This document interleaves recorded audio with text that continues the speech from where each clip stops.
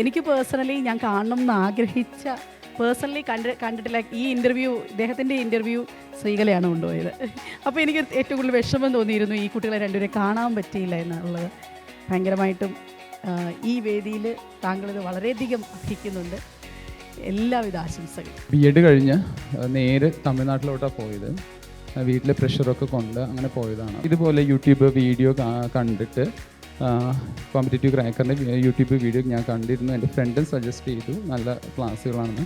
അങ്ങനെയാണ് ഞാൻ ജോയിൻ ചെയ്യുന്നത്. വീക്ക്ലി എക്സാംസ് ഉണ്ടാവും. എക്സാം എഴുതുമ്പോൾ എൻ്റെ റാങ്ക് എപ്പോഴും പുറകിലായിരുന്നു. 50, 60, 70. എപ്പോഴെങ്കിലും ഞാനൊന്ന് ഡൗൺ ആയി പോയി കഴിഞ്ഞാൽ ടീച്ചർ പറയായിരുന്നു, എന്താ ഷില്ല എന്താ പറ്റിയത്, കുറച്ച് ഒരുപാടല്ല എന്നാലും ഒരു 5 റാങ്ക് 6 റാങ്കിലൊക്കെ വന്നു കഴിഞ്ഞാൽ എന്ത് പറ്റിയത്, അടുത്ത തവണ ഫസ്റ്റ് വാങ്ങണം കേട്ടോ എന്ന്. എനിക്ക് ഏറ്റവും കൂടുതൽ അവിടെ CCയുടെ എനിക്ക് ഇഷ്ടമായത് എന്താ വെച്ചാൽ കുറേ നല്ല ടീച്ചേഴ്സ്, കുറേ നല്ല ക്ലാസ്സുകൾ.